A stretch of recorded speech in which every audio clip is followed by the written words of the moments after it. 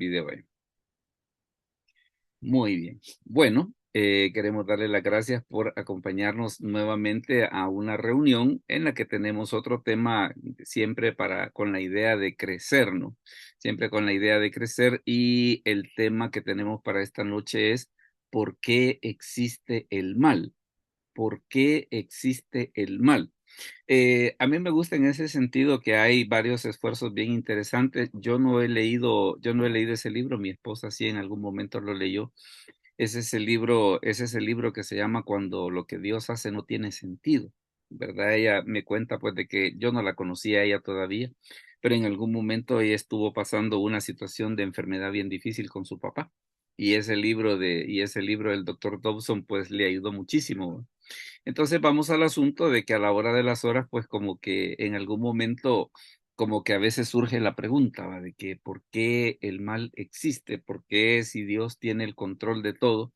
¿Por qué a veces existen cosas que da la impresión que una de dos, o como que Él no tiene el control o como que Él no existiera en absoluto, ¿no?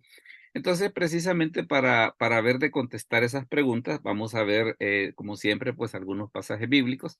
Recuerde, pues, de que todos podemos participar, ya sea con preguntas o con opiniones acerca del tema que estamos discutiendo.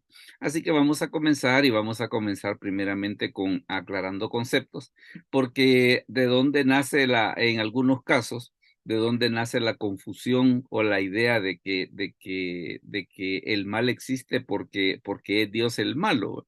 Mire, por ejemplo, en este caso lo que dice Isaías 45, versículos del 5 al 7. Isaías 45 del 5 al 7. Hermana Gladys, si nos lo puede leer, por favor, Isaías 45 del 5 al 7.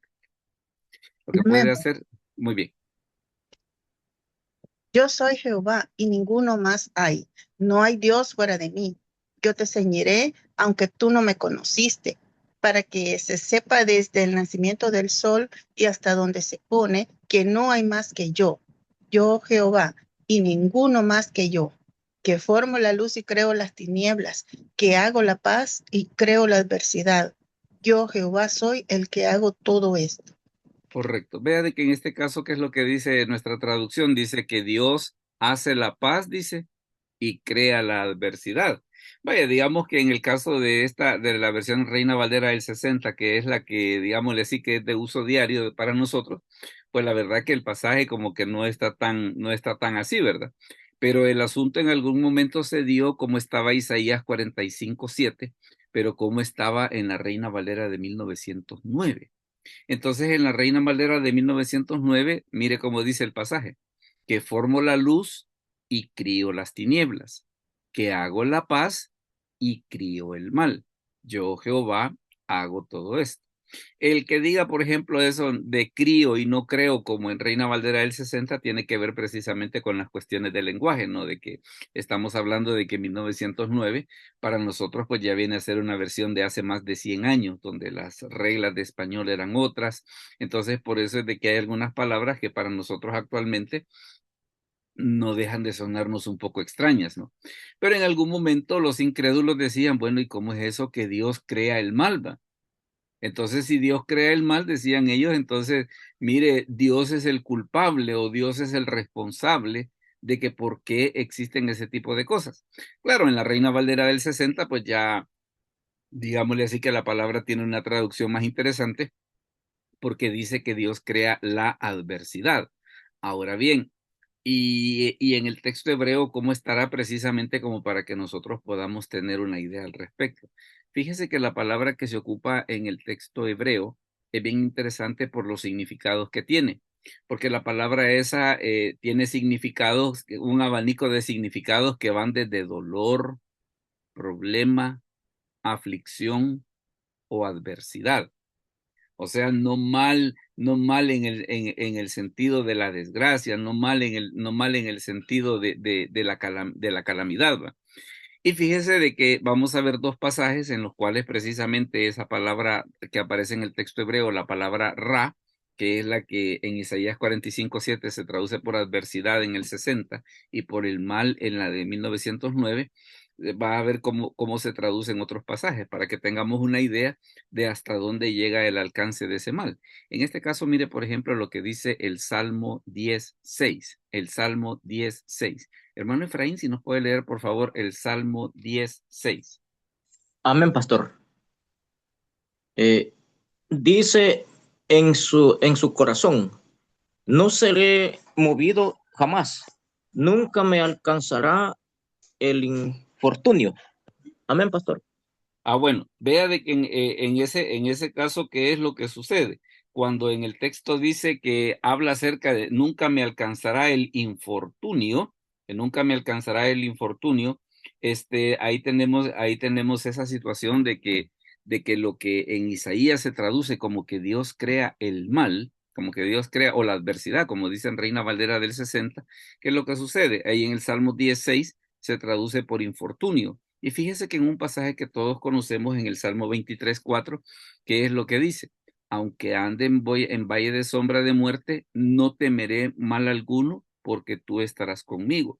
Tu vara y tu callado me infundirán aliento. O sea, de que se ve que en ese sentido la palabra mal, pues como que no tiene la connotación de que Dios sea el culpable de las cosas malas que existen, ¿no? Es por eso de que ahí le pongo la definición precisamente de que en el texto hebreo la palabra tiene significados como dolor, problema, aflicción o adversidad. Ahora bien, con todo y eso, fíjese que hay algunos detalles que hay que mencionar, por ejemplo, y que son algunos conceptos que vale la pena aclarar. Uno tiene Perdón, que ver, pastor. dígame, hola. Donde dice infortunio, generaliza la palabra, ¿verdad? Infortunio es algo, como se llama, que no es algo agradable. Es No. ahí donde menciona en los textos hebreos, ¿verdad? Que está con la palabra hebrea, nos aclara más la connotación. Ajá, porque así como aparece en Reina Valera de 1909, incluso algunos críticos hasta suponían, ¿no?, de que Dios era el autor del pecado, por mencionar un ejemplo, pero se ve de que la palabra en sí no tiene esa connotación. Y una de las cosas que vamos a ir viendo, por ejemplo, a lo largo de las citas que vamos a ir viendo, de qué manera precisamente el mal se va relacionando en diferentes aspectos. Y es por eso de que, por ejemplo, en este caso, acerca de aclarar conceptos, mire lo que tenemos acá, por ejemplo, lo que nos dice Santiago 1 del 13 al 15. Santiago 1 del 13 al 15. Hermano Walter, ¿nos puede leer esa cita, por favor? Santiago 1 del 13 al 15. Amén, pastor. Cuando alguno es tentado, no diga que es tentado de parte de Dios, porque Dios no puede ser tentado por el mal, ni él tienta a nadie, sino que cada uno es tentado cuando de su propia concupiscencia es atraído y seducido. Entonces la concupiscencia, después que ha concebido, da a luz el pecado, y el pecado, siendo consumado, da a luz la muerte.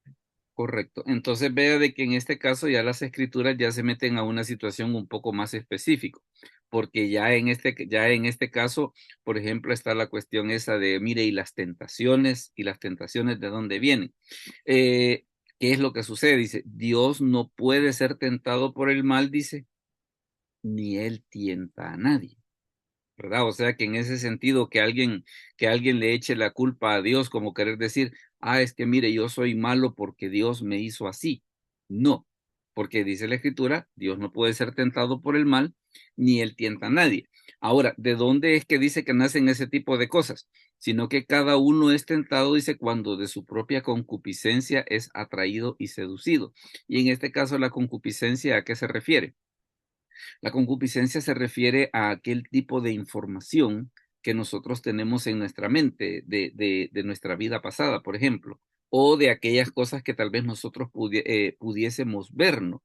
Entonces, ¿qué es lo que sucede? Vaya, por ejemplo, esa es una de las situaciones por las que, por ejemplo, se dice, mire, la pornografía no es algo bueno. ¿Por qué razón? Porque lo que hace es que alimenta su mente, y en algún momento la tentación, ¿qué es lo que hace? Jala de ahí precisamente de esa información negativa. O por ejemplo, vaya, a veces hay quienes dicen, mire, hay cierto tipo de películas, por ejemplo, que nosotros como creyentes no como que deberíamos de pensar un poquito mejor antes de ver, ¿verdad? Bueno, una de las cosas curiosas es de que, por ejemplo, cuando una mujer está embarazada, una de las cosas que le recomiendan es que no vea películas de miedo. Porque en algún momento, ¿qué es lo que sucede? El ver una película muy cruda a la hora de las horas, pues puede alterarle los nervios, con el consiguiente efecto que puede tener con ese nuevo ser que se está creando en su vientre, ¿verdad? Entonces la concupiscencia, dice, es la que a la hora de las horas, dice Santiago, atrae, seduce, y mire lo que dice después. Entonces la concupiscencia, después que ha concebido, da a luz el pecado, y el pecado siendo consumado, da a luz la muerte. Entonces tenemos esa situación de que hay cierta clase de mal que proviene precisamente de toda esa información negativa que muchas veces nosotros pudiéramos tener en nuestra mente. A eso se refiere precisamente cuando habla acerca de la concupiscencia. Y fíjese que, por ejemplo, acá en Santiago 4.1 se da una explicación bien tremenda sobre a veces por qué existe cierta clase de mal en el mundo. Santiago 4.1. Hermana Ana, si nos puede leer, por favor, Santiago 4.1. Amén, pastor. Buenas noches. ¿De dónde viene la guerra y los pleitos entre vosotros? ¿No es de vuestras pasiones las cuales combaten en vuestros miembros? Correcto. Fíjese que una de las Amén. cosas, por ejemplo, que muchas veces se ocupa, por ejemplo, cuando se habla acerca del mal, ¿qué es lo que sucede? Mire, que no ve todos los niños que mueren en África por causa de la guerra, que no ve la gente que está muriendo en el Medio Oriente a causa de la guerra. Sí, pero veamos una cosa. ¿De dónde es que nacen las guerras? Dice, de nuestras pasiones y la codicia, ¿verdad? Porque, por cierto, el versículo 12, que ese, aunque no se lo he puesto ahí, pero que dice, codiciáis, dice, y matáis, dice, y no tenéis lo que deseáis, porque no pedís. Entonces, ¿cuál es el problema que, por ejemplo, sucede muchas veces con las guerras? De que las guerras muchas veces las pagan inocentes, pues, que tal vez gente que no tiene nada que ver, sencillamente sufre las consecuencias de que un fulano por allá en una oficina para, digámosle así, para mantener sus intereses económicos o lo que usted quiera, viene y lo que hace es que produce una guerra. Entonces, claro, en ese sentido, a veces la gente dice, bueno, ¿y cómo es posible semejante cosa? ¿Por qué Dios permite eso? Sí, pero tengamos en cuenta precisamente de que la guerra, muchas veces las guerras, ¿de dónde es que nacen? Dice, y todavía viene Santiago y lo explica, ¿va? Dice, ¿de dónde vienen las guerras y los pleitos entre vosotros? Dice, no es de vuestras pasiones, las cuales combaten en vuestros miembros. Entonces, a la hora de las horas, querer decir, pues mire, Dios es el culpable de que todos los niños que están muriendo en el Medio Oriente, Dios es el culpable de todo ese tipo de cosas. No, porque precisamente ellos que son víctimas inocentes de gentes que por allá necesitan mantener industrias, por ejemplo, que la industria de las armas, que industria de alimentos, una serie de cosas. Entonces, a veces para mantener esas industrias, ¿qué es lo que necesitan? Necesitan que haya guerra, ¿va? Necesitan que haya guerra. Hay un líder africano que, por ejemplo, le dijo a los franceses, ¿va? Porque los franceses le dijeron, mira, le dice, nosotros te vamos a construir una base militar, les. Y le dice este líder africano, y le ha dicho eso mismo a Estados Unidos que también, porque la lógica de ellos es que Francia le dice a este país africano, nosotros en son de amistad queremos abrir una base militar ahí en tu país. Entonces viene él y le dice, bueno, ¿y por qué si son tan amigos de Estados Unidos, por qué no abren una base militar en Estados Unidos? ¿Ve?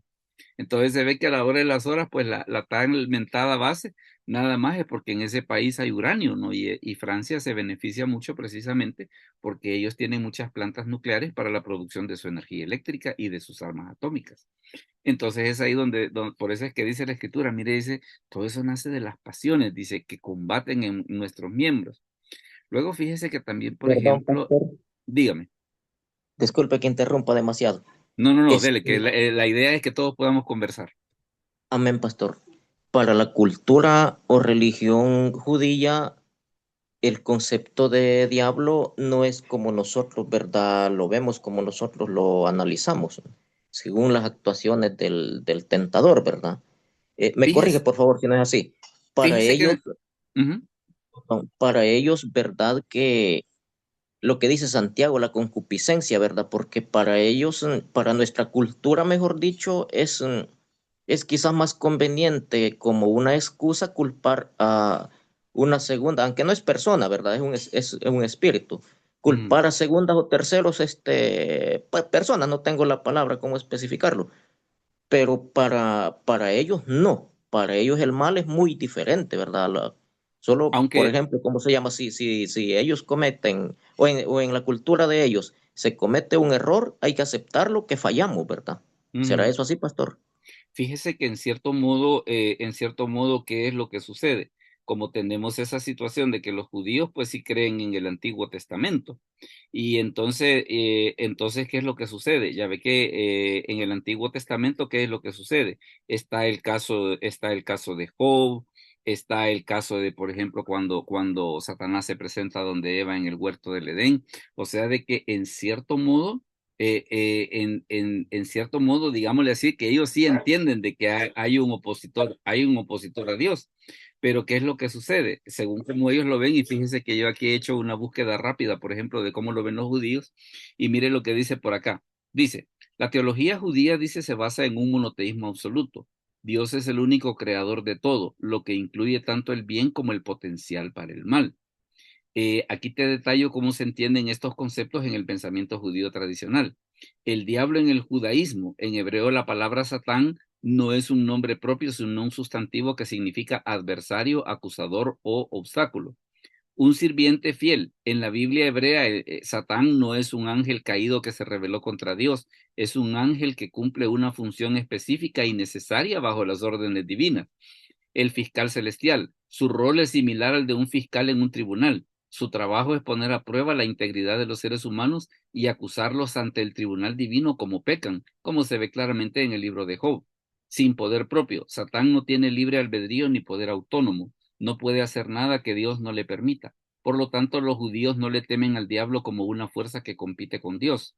Eso pues le da una idea de cómo se ve de que en base a pasajes, por ejemplo, como el libro de Job, o por ejemplo, cómo se ve en algunas partes de Reyes y de Crónicas, ¿verdad? Cuando Acabe es incitado a la guerra precisamente porque un mal espíritu le incita a la guerra. Entonces, sí, en cierto modo, como que hay ciertas diferencias, ¿verdad? En cierto modo, aunque sí siempre comparten la idea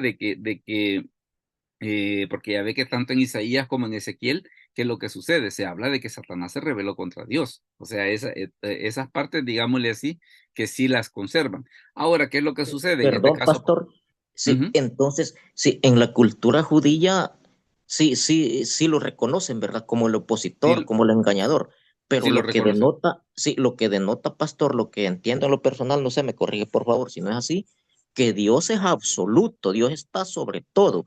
Cuando Ajá, hay alguna intervención del mal, llamémosle así, es sí. porque Dios lo ha permitido, pastor. Es porque Dios le ha dado permiso al enemigo de que haga eso, ¿verdad? Porque en alguna medida, y según por eso le comentaba eso, de que ellos lo ven no tanto como el que incita al mal, sino vaya, digamos, como lo que podría ser un fiscal en un juicio. ¿Qué hace un fiscal? Acusa. Porque vaya, digamos, está el fiscal y está el abogado defensor. Entonces, ¿qué hace el fiscal? Acusar. El abogado defensor, que lo que sucede, va a agarrar esas pruebas del fiscal, las va a argumentar y a la hora de las horas el jurado es el que va a tomar la decisión. Ahora fíjese que, por ejemplo, hay otra cosa siempre hablando acerca del mal y en este caso el libro de Gálatas lo dice por acá. Dice, no os engañéis, dice, Dios no puede ser burlado, pues todo lo que el hombre sembrare, eso también segará. Porque el que siembra para su carne, de la carne segará corrupción, mas el que siembra para el espíritu, del espíritu segará vida eterna. No nos cansemos pues de hacer bien, porque a su tiempo segaremos si no desmayamos. Entonces, aquí tenemos una cuestión de que vaya, por ejemplo, hay cierta clase de mal que a veces, por ejemplo, la gente le quiere echar la culpa a Dios, cuando muchas veces ese mal viene a ser como consecuencia de las mismas acciones del ser humano. ¿Cómo así, por ejemplo? Vaya, fíjese que hay enfermedades en el mundo para las que hay cura. Pero ¿por qué no se invierte en curar esas enfermedades? No es negocio. No es negocio. Entonces, como no es negocio, mientras que vaya, por ejemplo, ¿qué cosa sí es negocio? La industria de las armas, por ejemplo. Eso sí es negocio. Entonces, a la hora de las horas, cuando la gente dice, mire, ¿por qué existe todo ese mal en el mundo? ¿Por qué hay tanta guerra? ¿Por qué nos estamos matando? Mire, ahí sencillamente lo que está ocurriendo es que estamos cosechando lo que estamos sembrando, pues. Eso es sencillamente lo que está pasando. Fíjese que, por ejemplo, uno de los casos que es bien interesante, por ejemplo, a nivel de esto, es, por ejemplo, el caso de Haití, de que Haití es el país más pobre de América. Es el país más pobre de América. Y ahí hay unas situaciones de pobreza que uno diría, ¿y cómo es posible? ¿Cómo es posible que un país pueda llegar a tener ese tipo de nivel de pobreza? Claro, pero también tenemos un problema. Haití, por lo menos en el siglo XX, ha recibido unas ayudas económicas en dinero, pero en unas cantidades de que yo le aseguro que cualquier otro país, con la mitad de ese dinero que ellos han recibido, harían maravillas. Pero ¿qué es lo que sucede? ¿Cuál ha sido el problema con Haití? De que han recibido todo ese dinero, pero todo ese dinero ha caído ¿en qué? En manos de gobiernos corruptos. Entonces, a la hora de las horas, ¿qué es lo que sucede? Haití vive en unos problemas de infraestructura, de salud, en una serie de situaciones así, que no es de que, ay, mire, pobrecita, cómo vive en las condiciones en las que vive Haití. No, lo que pasa es de que por lo menos durante buena parte del siglo XX, mucha de la ayuda que ellos recibían, ¿qué sucedía? La ayuda no llegaba a la gente porque la ayuda se perdía en gobiernos corruptos. Y eso es lo que ha sucedido precisamente en muchos países a lo largo de la historia, de que a veces la ayuda sí se da, pero ¿qué es lo que sucede? A la hora de las horas, la ayuda se viene a concentrar en pocas manos. Ahí es donde viene la escritura y dice, no, mira, dice, lo que el hombre siembra, eso es lo que cosecha. Entonces, como les repito, a veces hay enfermedades para las que existe cura, pero como no es rentable, ¿verdad? Como no es rentable, entonces, como no se va a ganar mucho dinero con eso, entonces, ¿qué es lo que sucede? No se invierte en eso, ¿no? No se invierte en eso, porque no genera ganancia. Y fíjese que, por ejemplo, hay otra situación que es tremenda siempre sobre esta situación del enemigo y qué es lo que, y qué es lo que nos enseñan las escrituras. Mire, por ejemplo, en este caso lo que dice Romanos 8 del 20 al 22. Hermana Olga, si nos puede leer, por favor, esa cita. Romanos 8 del 20 al 22. Ok, pastor. Porque la creación fue sujetada a vanidad por perdón, que su foto me tapa la letra. Apártela. Porque la creación fue sujetada a vanidad, no por su propia voluntad, sino por causa del que la sujetó en esperanza. Porque también la creación misma será libertada de la esclavitud de corrupción a la libertad gloriosa de los hijos de Dios, porque sabemos que toda la creación gime a una, y a una está con dolores de parto hasta ahora. Correcto. Entonces, a veces, por ejemplo, una de las cosas cuando la gente habla y dice, mire, ¿y por qué existe el mal en el mundo? Porque vaya, hace años yo recuerdo haber visto un documental, es un biólogo, yo creo que para esta fecha ya murió, se llamaba David Attenborough. Este señor hacía programas de vida animal, pero en algún capítulo como que se le salió un detalle bien curioso, ¿va?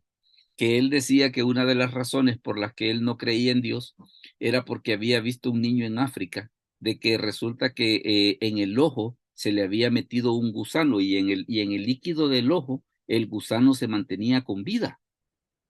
Entonces él decía de que era una de las cosas que a él en lo personal le hacía no creer en Dios, por aquello de que si Dios existiese, pues ¿por qué Dios hacía semejante tipo de cosas? ¿Verdad? Por qué Dios permitía ese tipo de aberraciones? Pero fíjese que una de las cosas, por ejemplo, que nosotros notamos en este pasaje es lo siguiente, que el mundo como nosotros lo vemos no es el mundo que creó Dios. Fíjese bien, el mundo como nosotros lo vemos no es el mundo que creó Dios. ¿Por qué razón? Porque el mundo que creó Dios, usted se fija en el capítulo 1 del libro de Génesis, que qué es lo que estaba ocurriendo, que cada vez que Dios hacía algo, que decía, y vio Dios que era bueno. O sea que Dios creaba las cosas, le daba su chequeadita, veía que todo estaba perfecto, sigamos. Entonces, ¿qué es lo que sucede? El mundo que nosotros vemos ahora no es el mundo que creó Dios. ¿Verdad? Entonces, a veces, por ejemplo, cuando la gente se pone a decir ese tipo de situaciones, a veces porque existen enfermedades tan aberrantes, por ejemplo, como la lepra, por ejemplo, o esos casos que se dan en la India de niños que nacen con unas deformaciones tremendas, ¿va? Yo una vez estaba viendo un programa, por ejemplo, de una niña que había nacido con 8 brazos. Claro, los papás felices, ¿va? Porque resulta que el Dios de ellos, pues, tiene esa curiosidad que tiene varios brazos, ¿va? Entonces ellos estaban felices por aquello de que, mire, mi hija es como ha nacido con la bendición de Ganesha, creo que se llama el Dios ese. Ha nacido con la bendición esa de que tiene todos los brazos, ¿va? Pero claro, desde el punto de vista occidental, lo veían en el sentido de que a la hora de las horas para la niña era problema, pues, porque él era problema para desplazarse, el hecho de que sus amigos la miraran raro, de que tenía todos esos brazos así. Entonces, muchas veces cuando la gente dice, mire, ¿por qué existen ese tipo de cosas? ¿Por qué, por ejemplo, hay sequías? ¿Por qué, por ejemplo, hay terremotos que matan un montonazal de gente? Lo que sucede es de que el mundo que nosotros vemos no es el mundo que creó Dios. El mundo que nosotros vemos en este momento, ¿qué es? Es el mundo a consecuencia de la introducción del pecado en Génesis capítulo 3. Y porque vaya, por ejemplo, en la cita que veíamos en aquello de que todo lo que el hombre sembrare, eso también segará. Porque a veces una de las cosas, por ejemplo, que se argumenta, ¿no? Mire, y por ejemplo, la gente es que mueren en las erupciones volcánicas. Vaya, uno de los casos que es bien famoso allá en Italia, por ejemplo, es este volcán, el Vesubio. Que el Vesubio, pues a lo largo de la historia, ha hecho unas matazones de gente, ¿no? Y quizás uno de los casos famosos es precisamente la destrucción de Pompeya. O sea, de que no es como aquí, ¿verdad? De que las erupciones han sido cada 2000 años, una cosa así. No, allá las erupciones han sido en menos tiempo. Hay registros históricos, pero con todo y eso, la gente que quiere vivir en una zona exclusiva, ¿qué es lo que sucede? Resulta que el Vesubio tiene una zona de exclusión en la que no se debería construir, porque en las erupciones que han habido a través de su historia, se ha determinado que precisamente las erupciones llegan hasta esa área. Entonces, ¿qué es lo que sucede? Si alguien quiere vivir seguro, no debería de construir dentro de esa área. Pues sí, pero como dentro de esa área es donde está lo más alto, donde el clima es más rico, donde la vegetación es mejor, entonces, ¿qué es lo que sucede? La gente viola la prohibición y construye en esas áreas. Entonces son situaciones que a la hora de las horas uno dice, mire, ¿y Dios tiene la culpa de eso? Pues como que no va. Como que no, porque sencillamente muchas veces ese tipo de cosas que es la consecuencia de que vivimos en un mundo no como Dios lo creó, porque el mundo Dios no lo creó así como nosotros lo estamos viendo en este momento, sino que el mundo como Dios lo creó, como dice la Escritura, que vio Dios que era bueno. Ese fue el mundo que Dios creó, un mundo en el cual no habían enfermedades y que no habían una serie de cosas. Dígame, hermano Sí, Efraín, pastor, sí. Hay una cita bíblica en Eclesiastés 7:29. léala por favor. Sí. He aquí, solamente esto he hallado, que Dios hizo al hombre recto, pero ellos buscaron muchas perversiones. Lo dice el Ujú. escritor. Claro, y vea en ese sentido, por eso es de que el apóstol Pablo, ¿qué es lo que dice? Que la creación misma, bueno, dice, porque también la creación misma, dice, será libertada de la esclavitud de corrupción a la libertad gloriosa de los hijos de Dios, porque sabemos que toda la creación gime a una y a una está con dolores de parto hasta ahora. O sea, de que aún la creación misma como que quisiera recibir esa sanidad que se va a lograr, por ejemplo, en el reino milenial, que se va a lograr en los nuevos cielos, pero estamos en la situación de que ¿qué va a pasar en el milenio y en los nuevos cielos? Se va a restituir las cosas al plan original de Dios.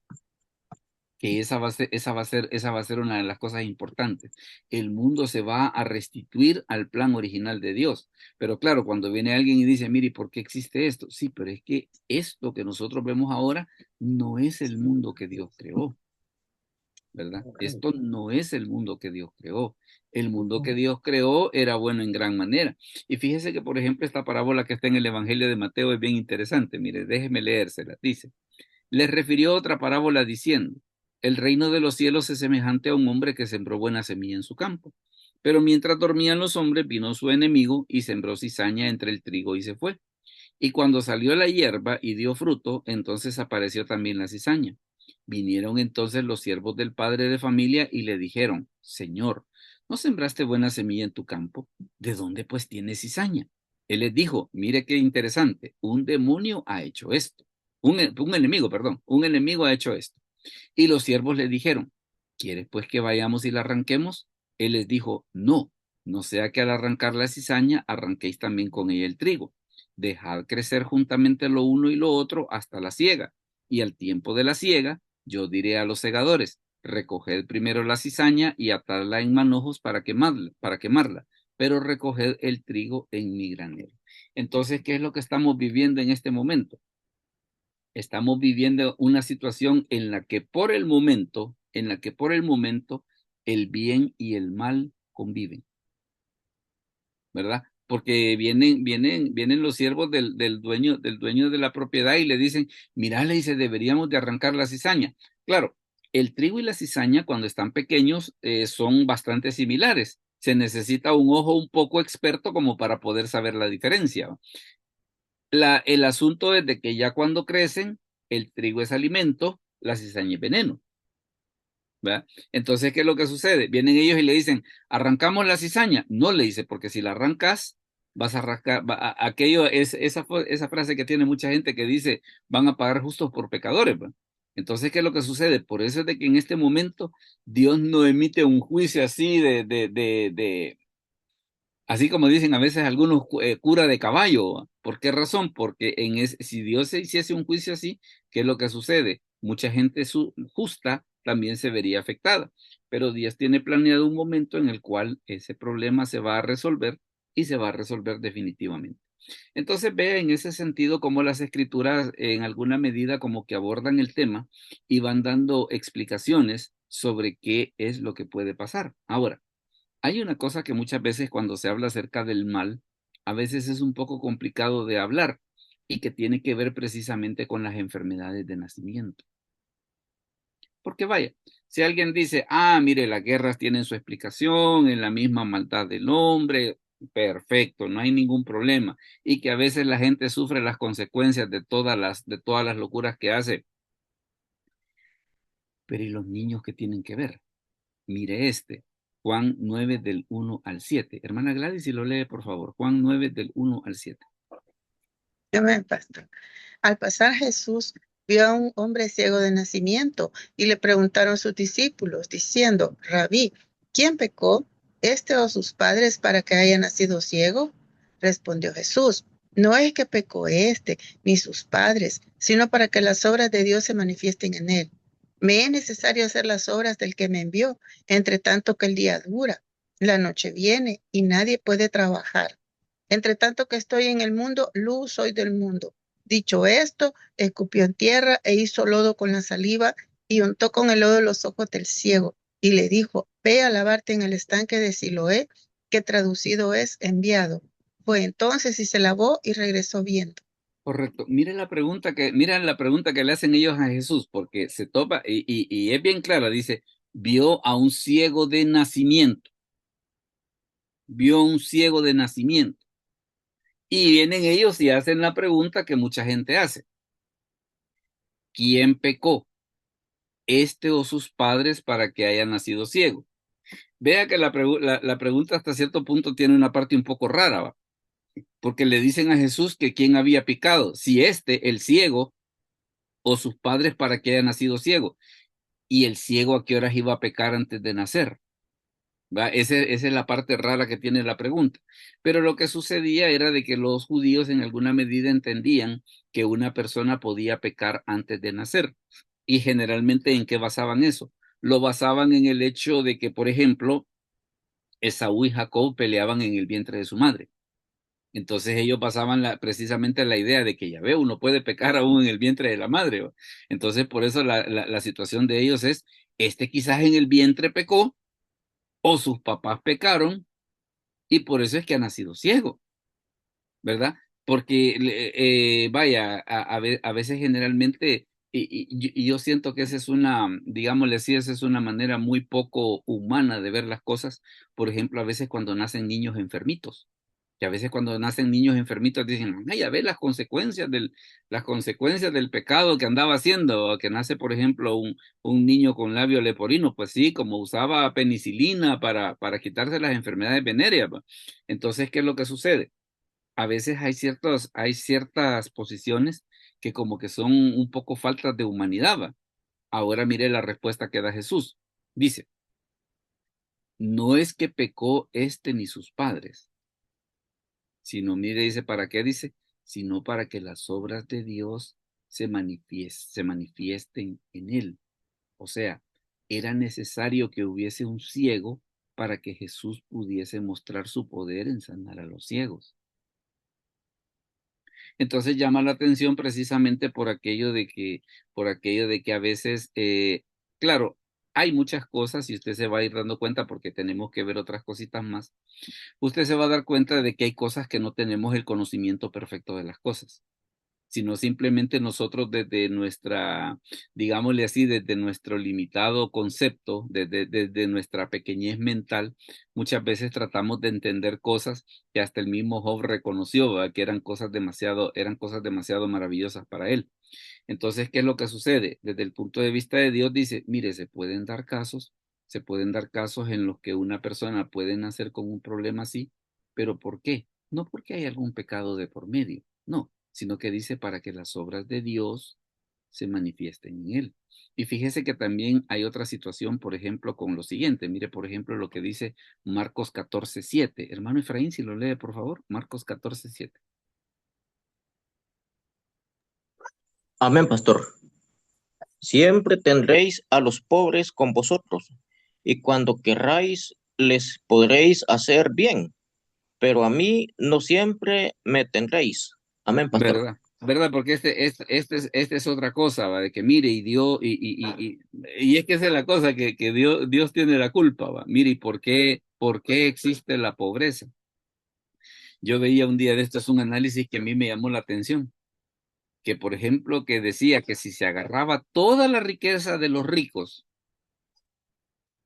y se repartía entre todos los seres humanos, solo imagínese usted fortunas como la de Bill Gates y gente así, ¿va? Que tienen ellos una millonada, ¿va? Entonces, ¿qué es lo que el razonamiento decía? ¿Qué pasa si se agarra toda la fortuna de todos los ricos y se reparte por partes iguales entre todos los seres humanos? Lo que sucedería sería lo siguiente, que eventualmente ese dinero volvería a los ricos. ¿Por qué volvería a los ricos? Volvería a los ricos porque los pobres a veces el problema de ser pobre es que no saben cómo gastarlo. O sea, se alocan, ¿va? Como tengo el dinero, ¿qué es lo que dicen? El dinero se hizo para gastar. Entonces, ¿qué es lo que sucedería? A la hora de las horas, los pobres gastarían, o digámosle así, los que antes eran pobres y que los pusieron iguales, ¿qué sería lo que sucedería? Vendrían ellos y eventualmente gastarían su dinero y el dinero volvería otra vez a la gente rica. Porque la gente rica sabe cómo invertir, la gente rica sabe cómo negociar, ¿verdad? Entonces a la hora de las horas, dése usted cuenta de que a veces hay ciertas situaciones de que la gente dice, ¿y por qué Dios? ¿Verdad? ¿Y por qué Dios? ¿Y por qué Dios permite, por ejemplo, las hambrunas en los países africanos? Y fíjese que hay algunas cosas curiosas, por ejemplo, que a mí me llaman la atención de los países africanos. Los países africanos tienen mucha riqueza, ¿como qué? Diamantes, uranio, tierras raras. Pero ¿sabe por qué esas riquezas no llegan a sus naciones? Por gobiernos corruptos.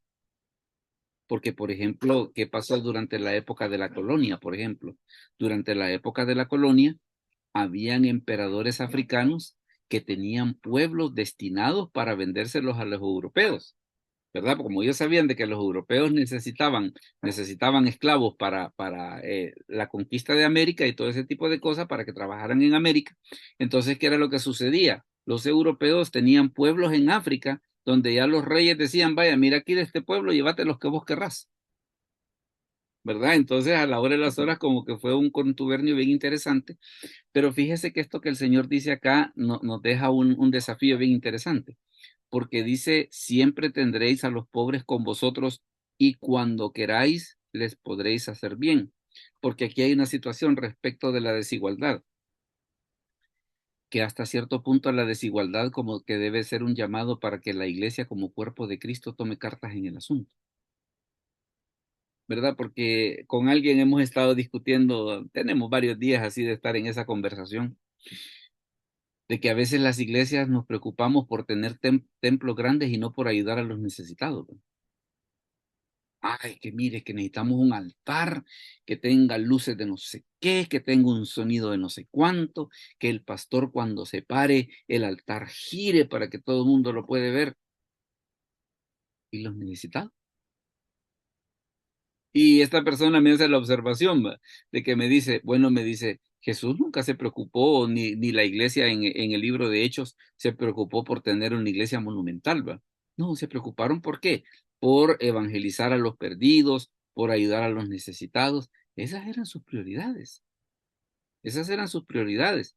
Entonces, a veces, en cierto sentido, el hecho de que existan ese tipo de cosas, porque yo una vez leí un asunto que me llamaba la atención, ¿verdad? De una persona que le reclamaba a Dios en oración, mira, Señor, ¿y por qué existe tanta pobreza? ¿Por qué existe tanta gente que se va a dormir y no tiene que comer? Hace algo. Y dice que la respuesta que Dios le dio es, sí, para eso te he mandado a vos, papi. O sea, para eso estamos nosotros, pues. Y es bien tremendo esto que el Señor dice, a los pobres siempre los tendréis, dice, y cuando queráis les podéis hacer el bien. O sea que en ese sentido, el que exista esa clase de desigualdad, el que exista esa clase de mal, ¿para qué? Debe ser un llamado de atención para la iglesia como cuerpo de Cristo, pues, en el sentido de tratar de, en alguna medida, con el poder del Evangelio de Cristo, de ayudar a esas personas. Ahora fíjese que hay un caso bien interesante hablando acerca del mal, y es el de José en Egipto. Porque fíjese que en el caso de José en Egipto se dio esta situación. Hermana Ana, si nos puede leer, por favor, Génesis 50 del 15 al 17. Génesis 50 del 15 al 17. Amén, amén, pastor.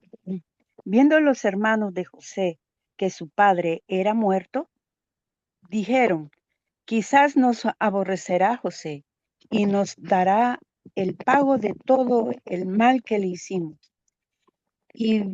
Permítame, y enviaron a decir a José, tu padre mandó antes, espéreme, y Antes de su... enviaron a decir a José, tu padre mandó antes de su muerte, diciendo, así diréis a José, te ruego que perdones ahora la maldad de tus hermanos y su pecado porque mal te trataron. Por tanto, ahora te rogamos que perdones la maldad de los siervos del Dios de tu padre. Y José lloró mientras hablaban. Fíjese Amén. que hay una clase de mal que a veces aún hasta los cristianos pues como que no deja de tocarnos un poquito. ¿Por qué le pongo el ejemplo de José? Porque José, ¿qué es lo que sucede? Es vendido por sus hermanos. Y hay una cosa que usted nota en la historia de José, es esta. A lo largo de toda la historia que abarca desde Génesis 39 hasta el 50, usted no encuentra un momento en el que José le diga a Dios, mira, Señor, ¿y por qué mis hermanos se portaron mal conmigo?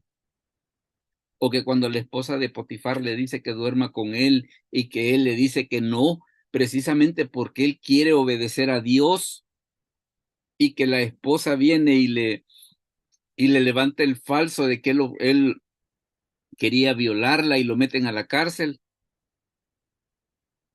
En ningún momento de la historia, en ningún momento de la historia, usted ve queja de parte de José en el sentido de decir, mira, Señor, yo que me estoy portando bien, yo que no cedí a lo que me dijo la esposa de Potifar, y mira cómo la estoy pagando. Usted no ve ninguna parte en el relato donde José haga algo parecido. Cosa que normalmente más de alguno en una situación similar, ¿qué es lo que sucedería? Pensaría en reclamarle a Dios.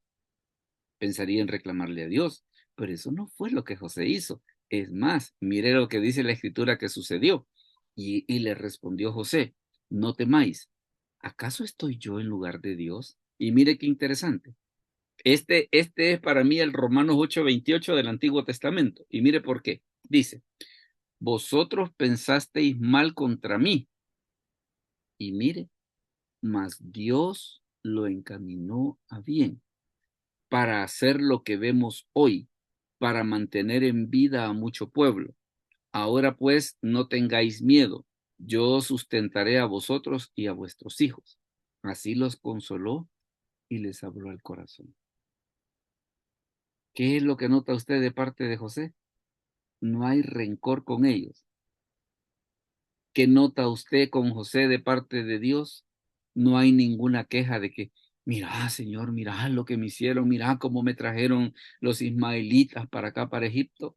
No hay quejas, no hay quejas. Y este es precisamente a veces como que es una clase de mal que es un poco más cotidiano, pero que a veces la gente como que se resiste un poco a tratar de entender, ¿verdad? El hecho de que a veces hay ciertas cosas que están dentro del plan de Dios, ¿no? Que tal vez nosotros en este momento no tenemos el conocimiento completo de por qué está sucediendo, es otra cosa. Pero de eso a decir, entonces mire, fíjese que Dios me ha abandonado, Dios se ha olvidado de mí, nada que ver, nada que ver. Sino que viene él y le dice, mire, si es que esto fue obra de Dios, ¿no? Esto fue obra de Dios, ustedes me vendieron, pero quieren que les diga una cosa, viera cómo me cuidó Dios. O sea, Dios siempre estuvo pendiente de mí. Alguien me estaba diciendo un día de estos y le quiero compartir esa idea, porque dice que platicando con una persona acerca de las crisis, le dice, mira, le dice, ¿has dejado de comer? ¿No tenés una casa donde vivir? Porque si vos decís que estás en crisis porque no has podido comprar el carro del año, pues entonces estás en crisis. Pero si es porque tenés comida, si es porque tenés techo, si es porque no te has enfermado, no estás en crisis. ¿Verdad?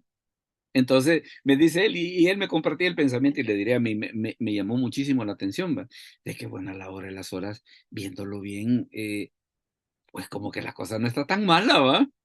Como que la cosa no está tan mala. Si nosotros entendemos de que nuestra vida está en las manos de Dios y que en medio de todo lo que suceda, Dios va a sacar algo bueno. Entonces, mire, ya eso como que le cambia la perspectiva, ¿verdad? Ya eso le cambia la perspectiva aquello de que, mire, ¿y por qué yo le oré por un trabajo, me lo dieron y resulta de que me despidieron por ladrón y era mentira? A José le pasó eso. A José lo meten a la cárcel por una acusación falsa de violación. Pero ¿qué es lo que sucede? En ningún momento le echa la culpa a Dios. En ningún momento le dice a Dios, pero mira, Señor, ¿y por qué? Si yo queriéndote ser fiel a ti, mira lo que me pasa. Entonces vea en ese sentido cómo digámosle así, cómo se ve la perspectiva que tenía José respecto de por qué existe el mal en el mundo. Claro, claro que existe el mal, pero también está la protección de Dios. Y hay un caso que creo que para nosotros es emblemático. Job, ¿verdad? Job. Ese caso de Job es emblemático porque dice la Biblia que era perfecto, recto, temeroso de Dios y apartado del mal. Y resulta que un día llega Don Sata ante la presencia de Dios y Dios le dice, ¿ha visto a mi siervo Job? Le dice que es perfecto, recto, temeroso de Dios y apartado del mal. Y viene Don Sata y le dice, Ah, pues sí, así ¿quién no va a creer en vos? Y mira si le ha dado riqueza, le ha dado todo lo que él quiere. Pero yo te aseguro una cosa, le dijo, que si lo herís vas a ver cómo no blasfema. Porque este es creyente cuando puede contar las bendiciones en billetes. Pero yo te aseguro que si no tuviera nada, rapidito blasfema. Rapidito blasfema. Dios le da permiso, y mire lo interesante del caso, Dios le da permiso a Satanás para que traiga problemas a la vida de Job. Y una cosa que llama la atención, porque a veces la gente dice, ¿y cómo es posible que Dios le dio permiso? Sería como que usted tuviera un hijo y que le dijera, vaya, te lo voy a dar para que le peguen. ¿Y por qué Dios hizo eso? No, yo haría otra pregunta. Mire lo que el diablo hace cuando le dan permiso. Porque el diablo no anda con misericordia. No es aquello de que lo voy a dejar que se recupere antes de darle la otra mala noticia, sino que, ¿qué dice la Escritura? Aún estaba hablando cuando venía el otro y le decía, mira, ha pasado esto. El diablo dentro de su maldad lo que menos tiene misericordia. Lo que menos tiene misericordia. Y bueno, ya después, la siguiente vez, vuelve a llegar Don Sata y le dice Dios, vaya, ¿viste? Le dice que mira, ¿qué fue lo que oíste lo que dijo? Va? Jehová dio, Jehová quitó, sea Jehová bendito. Pues sí, le dice, pero ¿por qué no está enfermo? Le, espérate que enfermele. Enfermarlo, le. Vaya, míralo. Te voy a dar permiso que lo enfermes, pero cuidadito con matarlo porque si no te la vas a ver conmigo. Ahora, claro, el libro de Job es la discusión precisamente de por qué pasan ese tipo de cosas. Pero tal vez la parte a la que yo quiero llamar su atención es lo que concluyó Job después. Y mire qué es lo que ocurre, por ejemplo, en Job 42, del 1 al 5. Hermana Gladys, si lo lee, por favor, Job 42, del 1 al 5. Amén. Respondió Job a Jehová y dijo, yo conozco que todo lo puedes y que no hay pensamiento que se esconda de ti. ¿Quién es el que oscurece el consejo sin entendimiento? Por tanto, yo hablaba lo que no entendía, cosas demasiado maravillosas para mí que yo no comprendía. Oye, te ruego y hablaré, te preguntaré y tú me enseñarás. De oídas te había oído, mas ahora mis ojos te ven. Correcto. Mire qué es lo que sucede acá. Job mismo reconoce y dice, yo hablaba lo que no entendía. Mire, no es, y tal vez quiero llamar su atención a esto, no es que no se pueda cuestionar a Dios, porque Dios sí permite que se le cuestione cuando se hace con respeto y cuando se hace con un corazón humilde.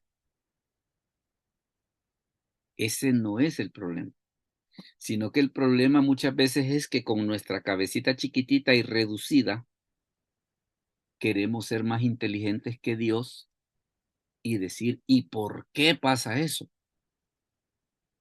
Entonces, claro, después de toda la discusión que ocurre en el libro de Job, que es lo que dice Job a la hora de las horas, ¡ih! Yo hablaba lo que no entendía. De veras, de que lo que yo estaba haciendo era acusar a Dios de una serie de cosas, pero porque yo no conozco todo el panorama.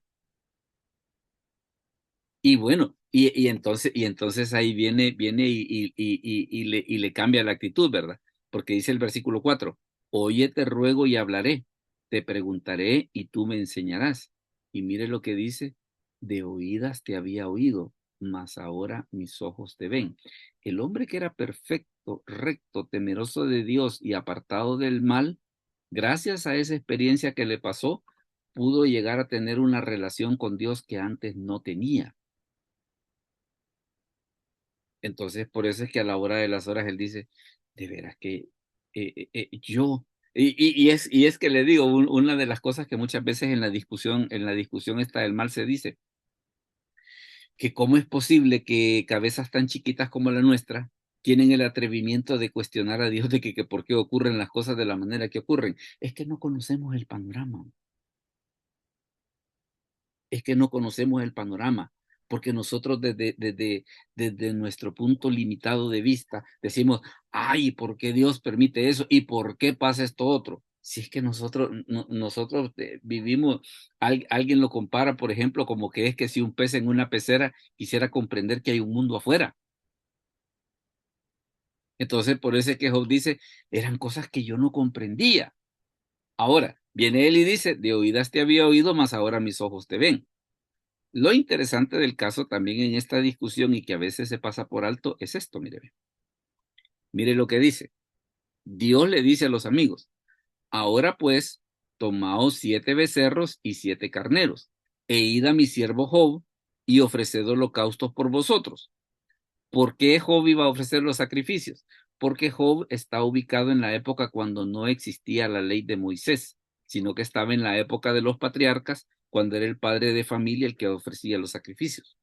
Y mi siervo Job orará por vosotros, porque de cierto a él atenderé, para no trataros afrentosamente. Y mire, dice, por cuanto no habéis hablado de mí con rectitud, como mi siervo Job. Lo que sucedía con los amigos de Job era de que ellos tenían un concepto bien limitado de la justicia de Dios. Ellos decían, si pecas, te va mal. Si te portas bien, Dios te va a bendecir. Entonces, ¿qué era lo que sucedía? Veían la bendición como una mercadería. O sea, como algo con lo que yo puedo negociar, como algo con lo que yo puedo negociar para obtener.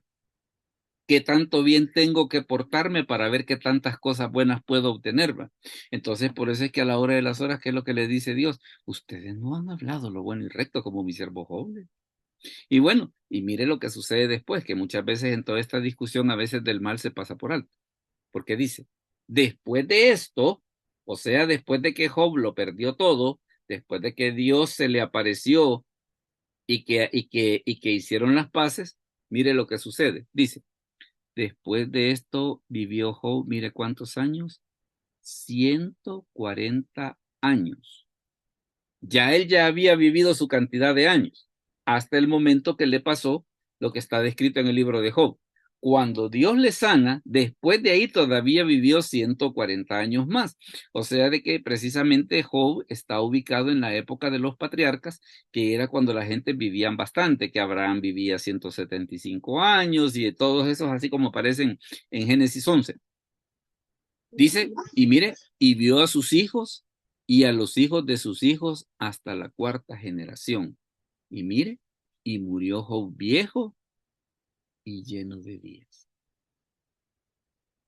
Entonces, a la hora de las horas, ¿qué fue lo que sucedió? Bueno, la escritura incluso dice que después, ¿qué hizo Dios? Le dio todo al doble.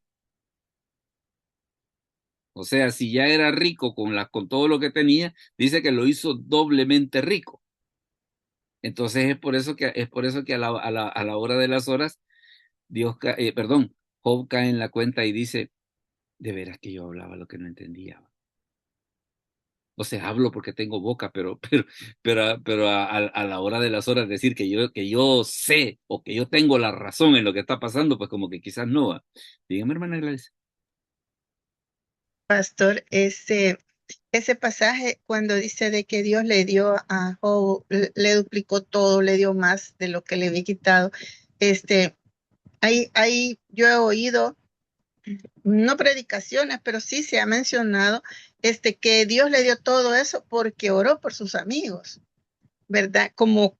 Pero sí, como le explico, fue Dios el que le pidió que orara por ellos, porque ellos iban a ofrecer sacrificio, ¿verdad? No Ajá. fue esa la razón, porque él oró por sus amigos, no es esa la razón por la que Dios le dio lo que le dio, No, ¿verdad? no, Sino que se lo dio porque a él le plació, pues, ¿verdad? Y también lo que usted acaba de leer, ¿verdad? Que él habló con rectitud, ¿verdad? Y se expresaba bien de Dios y confió en que, y dijo Jehová Dios, Jehová quitó, pero es mala interpretación cuando dicen que Dios le devolvió todo porque oró por sus amigos. no. E incluso fíjese que en la oración de los amigos hay una cosa, que cuando Dios le dice a los amigos que vayan a donde Job para que Job ore por ellos, Dios todavía no lo ha sanado. O sea que el enfermo tiene que orar por sus amigos. Sería como que yo esté en el hospital todo lleno, con toda la tubería llena, y que me lleven a una persona para que ore para que el Señor lo sane. Mire, sí, que no ve toda la tubería que tengo aquí, va. Y me está pidiendo a mí, que estoy aquí postrado, que ore por una persona para que Dios lo sane. ¿Verdad? Es como Abraham orando para que los criados de Abimelech tuvieran hijos, va, y él no tenía hijos.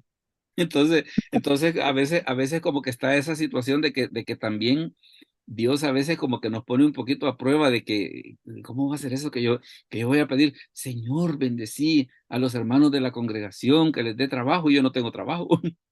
Entonces como que nos deja de ser un poco contradictorio. Después de que Job hace esa oración, ¿qué es lo que sucede? Entonces dice que sus familiares le dieron anillos, y entonces Dios le devolvió todo al doble. Pero fue hasta después de que él oró por sus amigos, y que ya entonces, digámosle así, como que se cerró el ciclo, ¿va? Como que se cerró el ciclo. Porque Job en algún momento como que hubiera podido decirles a los amigos, vaya, ven, mire, Dios me dio la razón a mí. ¿Y qué es lo que hace Dios? Lo hace orar por los que lo habían dañado verbalmente. O sea de que en ese sentido, pues sí, porque otra hubiera sido de que vaya, ok, Dios sana a Job, y que Job les hubiera dicho a sus amigos, se me van, porque cuando yo estaba enfermo, ustedes fueron los que en lugar de ayudarme, me vinieron a echar más leña al fuego, ¿no? ¿Qué le dice Dios a Job? Ora por ellos, porque a la hora de las horas, el necesitado no sos vos, los necesitados son ellos, ¿verdad? Entonces, en ese sentido, esa acción que Dios le dice a Job que ore por sus amigos, la verdad que tiene muchas cosas tremendas. Ahora, fíjese que hay una situación, y déjenme mencionarle acá unas ideas respecto de lo de Job y por qué es importante. Que es una de las cosas por qué la historia de Job es importante, porque una de las cosas que hace es desmantelar la teología de la retribución. ¿Y esa cuál es? En los amigos de Job existía la firme idea de que si te iba bien era porque era bueno, y si te iba mal era porque habías pecado. Al permitir el sufrimiento de Job, a quien el propio texto describe como un hombre recto e intachable, Dios demuestra que el sufrimiento no siempre es un castigo por el pecado. Y mire, rompe con la idea de que la relación con Dios es un negocio de te obedezco a cambio de prosperidad. O sea, voy a ir a la iglesia porque quiero trabajo. Voy a ir a la iglesia porque quiero carro nuevo. Voy a ir a la iglesia porque quiero comprar una casa. Ah, no, mire, entonces a la hora, ¿qué es lo que estamos haciendo? ¿Es una relación de amor o es negocio? ¿Se imagina usted lo que sucedería con alguien que le llegue a buscar a usted solo cuando lo necesita? Mira, fíjate que aprovechando que pasaba por aquí, y yo que te veo bien buena gente, no te sobran unos $500 por ahí, va. Y que todas las veces, y que todas las veces que lo llegue a buscar sea la misma canción, va. Todas las veces que lo llegue a buscar sea la misma canción. Entonces, que es una de las cosas que demuestra el libro de Job, de que la relación con Dios no es de interés. No es de interés. No es aquello de que, pues mire, hagamos esto, porque si lo hacemos ya va a ver cómo lo va a tener Dios, que mire que vamos a tener el carro del año, que vamos a salir al extranjero 2 veces al año. No, la bendición de Dios no depende de esas cosas. Fíjese que, por ejemplo, otras gentes que tenían una idea parecida eran los fariseos, porque los fariseos generalmente eran gente de dinero. Entonces ellos pensaban de que ellos tenían dinero, el que ellos tuvieran dinero era una demostración clara de que eran buenas personas y que por eso Dios los bendecía. O sea que según ellos, gente como Lázaro, el del rico y Lázaro, que no es el hermano de María y Marta, dentro de ese concepto, Lázaro estaba mal, pues. Me dice una vez un alumno, ¿va? Porque dice que lo invitan a predicar. Y resulta que cuando llega a la iglesia, pues la parada de buses estaba enfrente de la iglesia, ¿va? Y cuando él se baja del bus, el pastor lo ve que se baja y le dice, usted no predica aquí. ¿Qué nos va a venir a enseñar si usted no tiene carro? ¿Qué tenía que ver quizás no hubiera dejado predicar a Jesús porque no tenía carro, pa? Y para colmo de males, muchas de las cosas que ocupaba eran prestadas, que el asno, el lugar donde hacer la Santa Cena, pero sí prácticamente todos lo prestaban. Ese quizás hubiera descalificado a Jesús, ¿verdad? Por hacer ese tipo de cosas. Entonces, una de las situaciones que Job demuestra es el hecho de que la relación con Dios no es un negocio. No es aquello de que yo hago para que Dios me dé. Aquello de que, mira, como yo este año, como yo he ido todos los domingos a la iglesia, para que me vayas poniendo el chequecito en tu lista, para que me vayas poniendo el chequecito, porque yo en el mes de junio voy a ir a la venta de automóviles y quiero comprar este carro. Mira, así que, mira, vos revisa, yo aquí llevo mi cuenta que yo no te he faltado ni un domingo. No, es que la relación no funciona así. Y es precisamente una de las cosas que el libro de Job bota. El hecho de que la relación con Dios no se basa en el interés. Otra cosa, demostrar la autenticidad de la fe de Job. El conflicto inicial en el libro de Job es una especie de desafío cósmico. Satanás argumenta que Job solo es fiel porque Dios lo ha bendecido y protegido. O sea que aún hasta el diablo tenía esa misma idea, ¿va? Y mire lo que dice Job 1 del 9 al 11. Respondiendo Satanás a Jehová dijo, ¿acaso teme Job a Dios de balde? ¿No le ha acercado alrededor de él y a su casa y a todo lo que tiene? Al trabajo de sus manos has dado bendición, por tanto sus bienes han aumentado sobre la tierra. Pero extiende ahora tu mano y toca todo lo que tiene y verás si no blasfema contra ti en tu misma presencia. Entonces como que estaba aquello de que, pues sí, es bien fácil ser cristiano, ¿va? En esa casota que vive, sí, como, mire, no sea egoísta, ¿va? Si en esa casa caben 20. Pues sí, pero no saben, a veces hay gente, por ejemplo, que no sabe el trasfondo, ¿va? No sabe el trasfondo, si supiera, mire, si la casa me la han prestado, ¿va? Y me han dicho que viva aquí mientras yo esté formando parte del ministerio de la iglesia, ¿va? A veces la gente no se sabe eso. Bueno, fíjese que yo conocí uno de estos días a un hermano, mira qué interesante. Él se dedica a predicar el evangelio. Pero una de las cosas bien interesantes es que dice que el dueño de una gasolinera, que tiene varias gasolineras acá en el país, él mensualmente le da una cantidad como que si fuese un sueldo para que él no se dedique a otra cosa que no sea predicar el evangelio. El dueño de la gasolinera es cristiano. No le digo. Y mire lo que le dice el dueño. Yo no puedo ir a predicar, pero vos sí. Así que yo te voy a pagar para que vos no hagas otra cosa que no sea predicar el evangelio. Claro, más de alguien dice, ay, así que bonito es predicar el evangelio, pero ¿sabe cuál es el testimonio de él? Que un delincuente le mató al hijo que tenía 6 años. ¿Verdad? Entonces, como que a la hora de las horas, como que no es solamente decir, ay, mire usted como, pues sí, así es bien fácil, así es bien fácil ser creyente, va, imagínese subiéndose a un avión es que mañana voy a ir a predicar a Italia, ¿verdad? Y de ahí el domingo, aprovechando que estoy en Italia, voy a ir a predicar a España, a la iglesia ¿cómo se llama? De Marcos Vidal. Voy a ir a predicar a España. Y cuando me regrese para la casa, voy a ir a predicar a Estados Unidos y después me vengo para la casa. Va. Pues sí, más de alguien dice así, sí, es bien fácil ser cristiano. Entonces, el libro de Job precisamente también aborda ese problema. Sobre a la hora de las horas, el hecho de decir, bueno, ¿y nuestra fe de qué depende? Si no tuviéramos las cosas que tenemos, ¿qué sucedería? ¿Seguiríamos creyendo? ¿Seguiríamos creyendo? ¿O qué sucedería? No le voy a decir que me conteste porque creo que esa es una situación de que a la hora de las horas cada quien, si le toca vivir esa experiencia, cada quien sabrá cómo contestarla. Dígame, hermano Jaime. Pastor pregunta, ¿será el origen del mal la caída de Satanás? ¿O habrá sido en ese tiempo corto que fue entre que él era bueno y después que se hizo, tuvo su rebelión, cuando el mal fue originado? Es que vaya, Porque por ejemplo, ajá, dígame, perdón.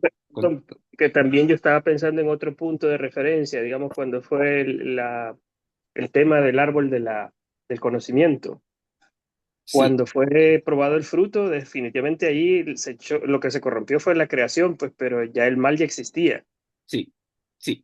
Es, Nada más esos dos puntos de referencia, de vaya, repente nos ayuda a hilarlos. no, pero ya está muy bien. Fíjese que lo que sucede, por ejemplo, en el caso de Satanás, de que él había creado, ¿cómo se llama? Había sido creado sin pecado, pero no perfecto. Porque, ¿qué razón? Él, al igual que nosotros, tenía la opción de poder decidir, ¿verdad? El problema es, el problema es que se enfermó. Aquello de que, ay, mire qué lindo soy yo. Admírenme, admírenme. Y le diré, y los pastores no estamos exentos de eso. Aquello de que yo no sé por qué los hermanos no vienen, que no ven esos mensajazos de poder que yo les doy, ¿va? Entonces, ¿qué es lo que estoy haciendo? Estoy atrayendo la atención hacia mí. Decía un pastor uno de estos días, a veces las congregaciones de plano que queremos un pastor, por ejemplo, que tenga cuerpo de torero, que hable varios idiomas, que tenga su familia en sujeción, que tenga un gran montonazal de dinero. O sea, lo queremos casi como mandadito a hacer ahí lo vasco, ¿va? Entonces, se da esa situación, pero tal vez retomando un poco su pregunta, ¿qué es lo que sucede? Prácticamente el mal se originó en sí, en el caso de Satanás, de que lo que él no tenía ese atributo de Dios de la perfección. O sea, él fue creado sin pecado, pero él tenía, por su libre albedrío, tenía la posibilidad de poder elegir el mal. Y es por eso de que viene y arma precisamente todo el acto de rebelión que nosotros vemos en Isaías 14 y en Ezequiel 28, de cómo se ve que él en algún momento, mire el gran atrevimiento que dice el libro de Isaías, me sentaré a los lados del norte, que en el libro de los Salmos es donde menciona que está el trono de Dios, que dice es el monte de Sión a los lados del norte de la ciudad del gran rey. O sea que lo que Satanás quería hacer es, vaya, que esté el trono de Dios, me voy a poner el mío a la par, ¿va? Para que los dos nos veamos lindos. Entonces, ahí en ese caso, pues prácticamente el mal se originó ahí. Claro, él ya venía con ese daño y entonces a quienes encuentra, aquello de querer decir, mire, si me van a meter a la cárcel, no me van a meter a mí solo, va, yo me voy a traer a estos también. Entonces, ¿qué es lo que sucede? Viene y empieza la cuestión de la tentación con Eva y todo ese tipo de situaciones. Cosa que también a la hora de las horas, porque vaya, lo que sucede es esto. El ser tentado en sí no tiene nada de malo. Porque el libro de Santiago dice, bienaventurado el varón que soporta la tentación, dice. Porque cuando haya resistido a la prueba, recibirá la corona de vida que Dios ha prometido a los que le aman. O sea, ser tentado no es malo. El problema es ceder a la tentación. El problema es decir que sí. Ese es el problema. Ese es el problema. Entonces, a la hora de las horas, ¿qué es lo que sucede? Viene y fíjese que le voy a comentar rápidamente un poquito con la tentación de Eva. Déjeme comentar, antes de que, para que no me vaya la idea. Imagínese tanto árbol rico que había en el huerto, que manzana, ¿cómo se llama este mango? El mango panadés, lo que usted quiera, había ahí. Y mire la tentación, ¿en qué se basó la tentación?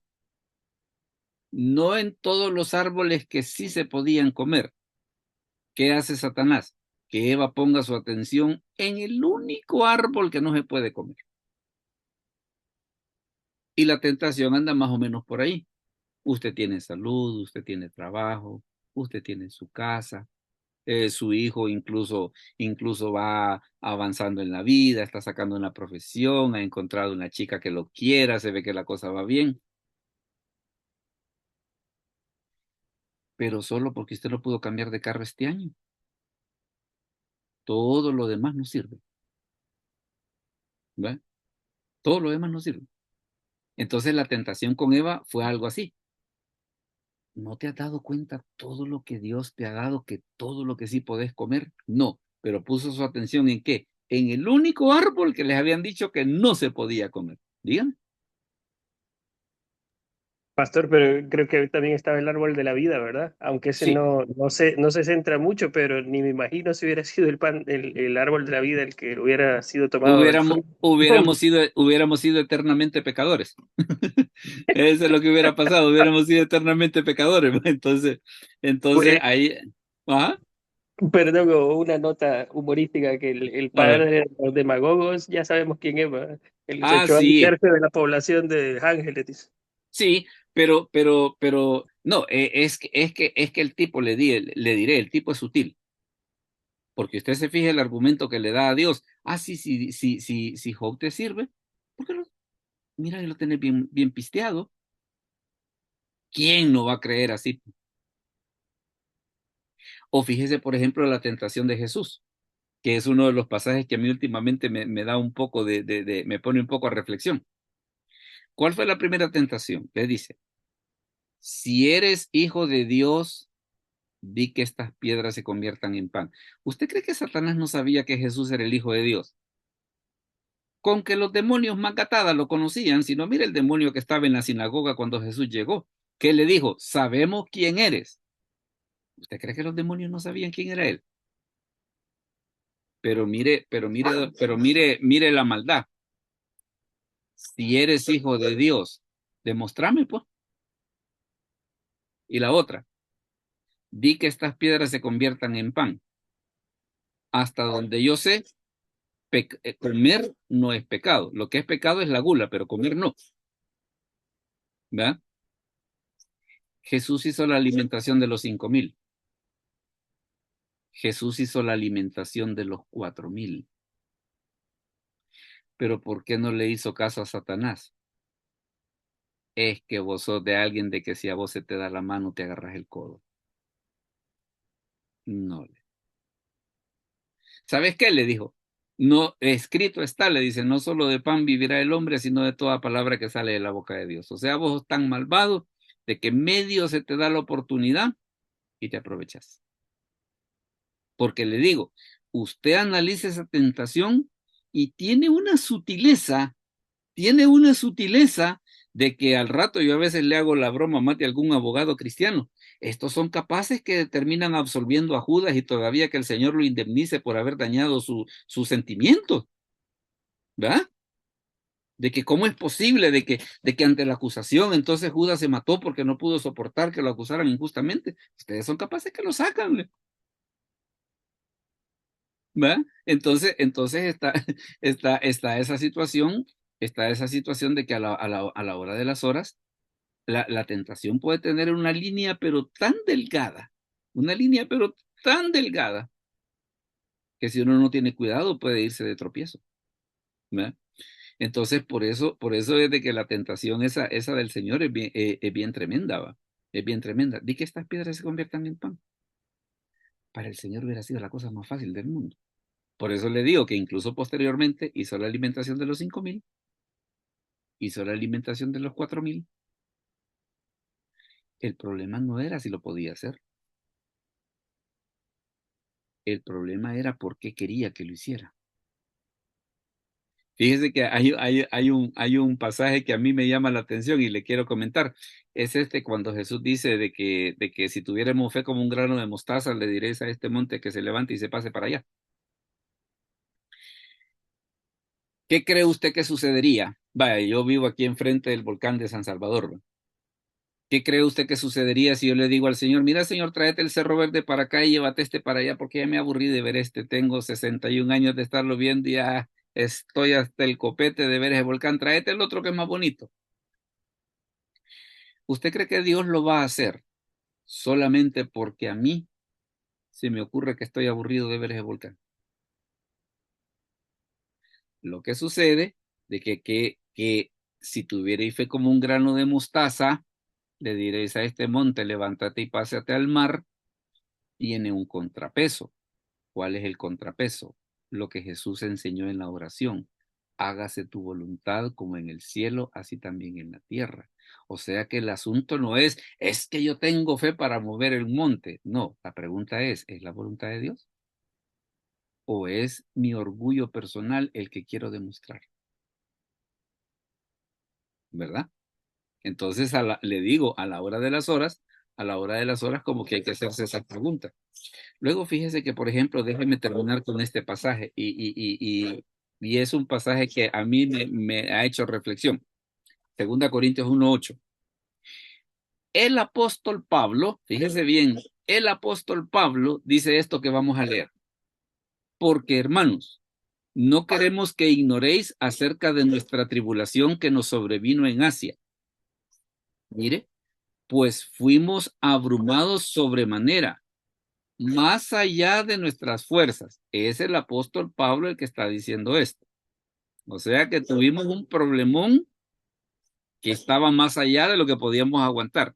Mire, de tal modo que aún perdimos la esperanza de conservar la vida.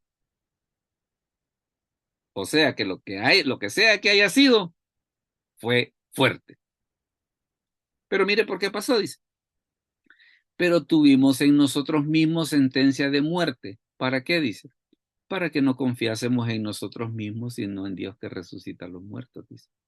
El cual nos libró y nos libra, y en quien esperamos que aún nos librará de tan gran muerte. ¿Qué problema habrá sido para que Pablo haya perdido la esperanza de conservar la vida? Debió ser un problemón fuerte, ¿va? Pero ¿para qué dice la Escritura que ocurrió? Para que quitemos los ojos de nosotros y pongamos nuestros ojos en Dios. Para eso está. Para eso está. Entonces, dése cuenta que a la hora de las horas, eso que nosotros llamamos mal, en algunos casos, pues es consecuencia precisamente de la misma desobediencia del hombre. En algunos casos es líos en los que nosotros solitos nos metemos. En otros casos es precisamente porque el mundo que nosotros vemos no es el mundo que Dios creó, porque Dios lo creó bueno en gran manera y sencillamente nosotros lo que hicimos fue arruinar la casa que nos dieron a cuidar, ¿verdad? Eso es lo que está pasando. También está la situación, por ejemplo, de lo que menciona Jesús, de que a veces hay ciertos males que ocurren, ¿para qué? Para que Dios se glorifique, ¿verdad? Para que Dios se glorifique. Entonces, a veces, mientras más grande es el mal, más grande es el poder restaurador de Dios. Y está el caso de Job, que nos demuestra de que a veces ocurren ciertas situaciones en nuestra vida para hacernos reflexionar en el sentido de decir, ¿tu relación con Dios depende del interés o depende del amor? ¿De qué depende? Entonces, esperemos de que si en algún momento dentro del plan de Dios está que tengamos que contestar esa pregunta, esperemos de que lo hagamos de la manera correcta, ¿verdad? Y que el Espíritu Santo pues nos dé la suficiente sabiduría para poder hacerlo de la manera que debe ser. Bueno, déjeme comentarle cuál va a ser el tema de la próxima semana y va a estar un poco relacionado con este. Porque como una de las cosas que muchas veces se habla acerca del mal es, ¿y Dios? O sea, como quien dice, ¿y Dios qué? Está con los brazos cruzados viendo que las cosas, que el mundo se cae a pedazos y él no hace nada. Ah, pues el tema de la próxima semana es mire, ve, el juicio del gran trono blanco. O sea, de que aunque hay mal, pero va a haber un día en el que Dios los va a sentar a toditos, véngase para acá, tráigame los libros, le vamos a hacer auditoría y le vamos a entregar un dictamen. ¿Va? Venga para acá. Vamos a revisarle sus conciliaciones, vamos a revisarle su balance, vamos a revisarle su estado de resultados y vamos a ver cómo está, ¿verdad? Entonces, en cierta medida, este tema de la próxima semana va relacionado, porque sí existe el mal, pero también va a haber un momento en el que Dios va a emitir juicio. Y aquellas personas que en alguna medida no, digámosle así, no hayan hecho lo que se suponía que debían de hacer, ahí va a ser un buen lugar donde van a poder hacer todos los alegatos y donde les van a sacar toda la información precisamente para que ellos puedan contraargumentar, pero ya va a ser demasiado tarde. Bueno, no me queda más pues que agradecerles que hayan estado con nosotros. Más tardecito va a estar subido el video, ¿verdad? Así que vamos a orar entonces y para quedar despedidos. Oramos entonces. Padre, te damos gracias por este momento. Gracias por cada uno de mis hermanos que estuvieron presentes en esta reunión. Te pedimos por todos aquellos que la verán posteriormente, que pueda ser de bendición para sus vidas. Bendícenos a todos, guíanos por el camino recto. Te pedimos por la venida de nuestro Señor Jesucristo y por todas las situaciones que están ocurriendo ahorita en nuestro mundo. Danos sabiduría para saber qué hacer. Te lo pedimos en el nombre de Jesús. Amén. Bueno, mis hermanos, muchas gracias. Dios les bendiga y nos vemos a la próxima. Bendiga a Gracias, todos. pastor. Dios le bendiga, pastor. Muchas gracias. Buenas noches. Gracias.